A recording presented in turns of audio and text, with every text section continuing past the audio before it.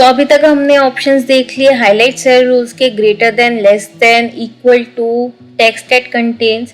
अब नेक्स्ट हमारा ऑप्शन है डुप्लीकेट वैल्यूज।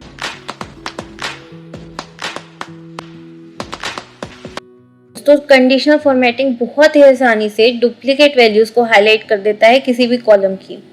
तो अगर मान लो मुझे ये प्रोडक्ट कॉलम के अंदर कोई भी डुप्लीकेट वैल्यू हो उसको हाईलाइट करना है, तो मैं यहाँ पे जाके बस डुप्लीकेट वैल्यूज पे क्लिक करूंगी और कलर चूज करूंगी और ओके करूंगी, तो सारी डुप्लीकेट वैल्यूज जो हैं वो हाईलाइट हो जाएंगी यहाँ पे। तो इस तरीके से बहुत ही आसानी से कंडीशनल फॉर्मेटिंग डुप्लीकेट वैल्यूज को हाईलाइट कर सकता है।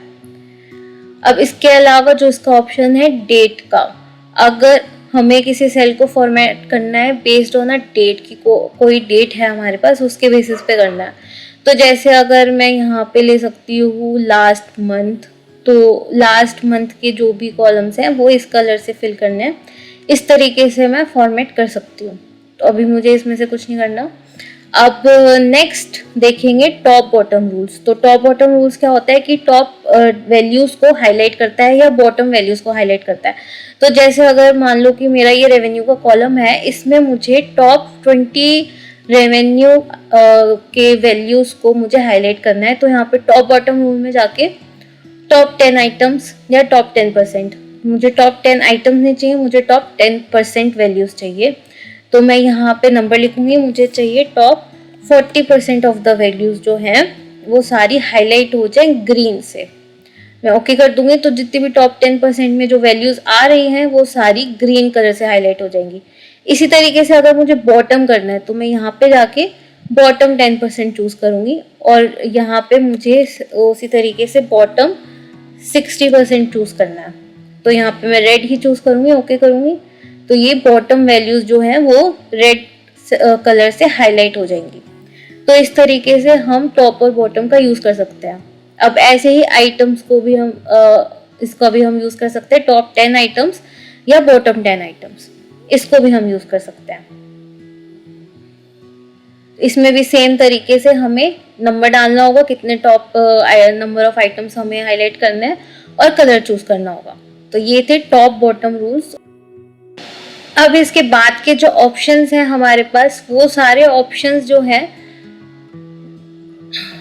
वो विजुअली अपीलिंग ऑप्शंस हैं इसके बाद के सारे। तो जैसे कि अगर मुझे विजुअली दिखाना है कि मेरा जो डेटा है उसमें वैल्यूज के हिसाब से डेटा बार्स ऐड हो जाए सेल के लेवल पर, तो मैं यहाँ पे कंडीशनल फॉर्मेटिंग में जाके डेटा बार्स में जाऊंगी और यहाँ पे मैं डेटा बार्स चूज कर सकती हूँ। तो यहाँ पे अलग अलग ग्रेडियंट फिल के डेटा बार्स है, अलग अलग कलर्स के डेटा बार्स है। तो जो कलर मुझे चाहिए मैं उस पर क्लिक करके डेटा बार्स यहाँ पे इजीली ला सकती हूँ। तो जो हाईएस्ट वैल्यू होगा उसका डेटा बार सबसे बड़ा होगा, स्मॉलेस्ट वैल्यू का डेटा बार सबसे छोटा होगा, उस 2 सबसे स्मॉलेस्ट वैल्यू उसका सबसे छोटा डेटा बार। तो इस तरीके से मेरे जो डेटा बार्स हैं वो अलाइन हो जाएंगे।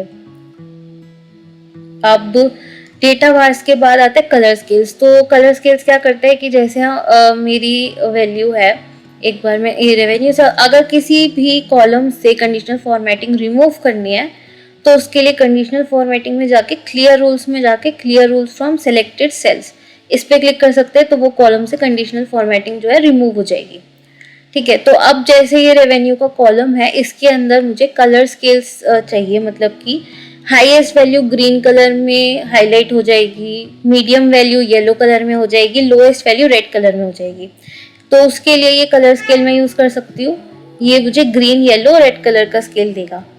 ऐसे ही दूसरा जो स्केल है वो रेड येलो ग्रीन ये है, तो ये क्या है, ये उल्टा कर देगा, ये रेड को हाईएस्ट वैल्यू को रेड हाईलाइट करेगा, मीडियम को येलो और लोएस्ट को ग्रीन हाईलाइट करेगा।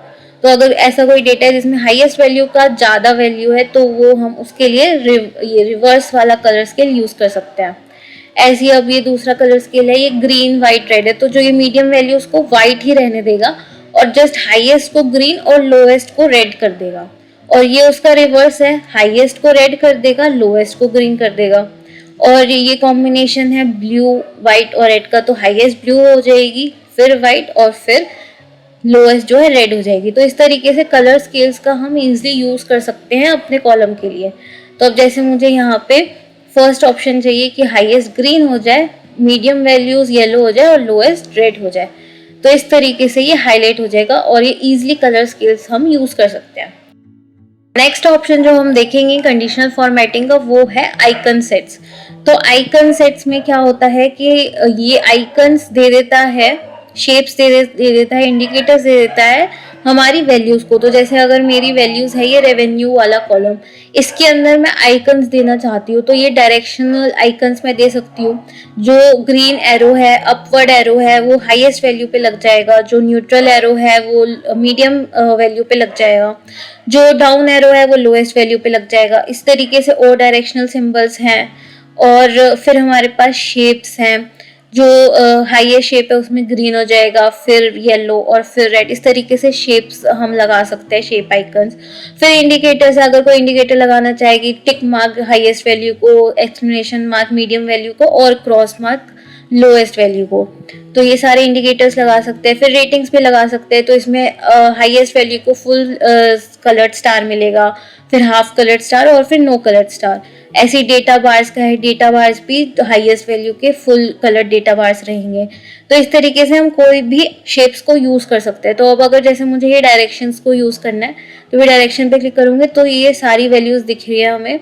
जो भी हाईएस्ट वैल्यू इनमें ग्रीन एरो, मीडियम पे न्यूट्रल एरो और लोएस्ट पे डाउन एरो। तो इस तरीके से कंडीशनल फॉर्मेटिंग के जो मेन हमारे पास ऑप्शंस हैं वो हम इजीली यूज कर सकते हैं। इसके अलावा अगर ऐसा कोई भी क्राइटेरिया है जो इनमें अवेलेबल नहीं है और अलग ही क्राइटेरिया देना है, तो उसके लिए हम न्यू रूल में जाके दे सकते हैं। न्यू रूल में जाके हम यहाँ पे यूज अ फॉर्मूला जाएंगे और यहाँ पे हम अपना ऑप्शन चूज कर सकते हैं। और ऊपर भी कुछ ऑप्शंस है जो हम अलग से चूज कर सकते हैं और अपना रूल क्रिएट कर सकते हैं। तो ये चीज हम देखेंगे नेक्स्ट वीडियो में कि हम अपना रूल कैसे क्रिएट कर सकते हैं कंडीशनल फॉर्मेटिंग के लिए। तब तक के लिए happy learning and have a great day ahead.